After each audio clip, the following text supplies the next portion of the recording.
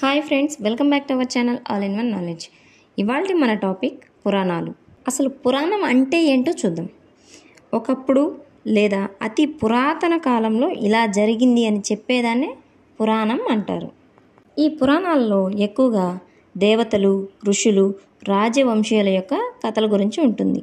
అవి బ్రహ్మ పురాణం, పద్మ పురాణం, విష్ణు పురాణం, వాయు పురాణం, నారద పురాణం, అగ్ని పురాణం, భవిష్య పురాణం, బ్రహ్మ వైవర్త పురాణం, మార్కండేయ పురాణం, స్కాంద పురాణం, శ్రీ శివ మహాపురాణం, వామన పురాణం, లింగ పురాణం, మత్స్య పురాణం, కూర్మ పురాణం, వరాహ పురాణం, గరుడ పురాణం, బ్రహ్మాండ పురాణం, శ్రీమద్భాగవతం, దేవి భాగవతం. ఇవే కాకుండా ఇంకా చాలా ఉపపురాణాలు ఉన్నాయి. వాటన్నిటి గురించి తెలుసుకోవాలనుకుంటే మన ఛానల్ని సబ్స్క్రైబ్ చేసుకొని మీ అభిప్రాయాన్ని కామెంట్ చేయండి. Thank you friends.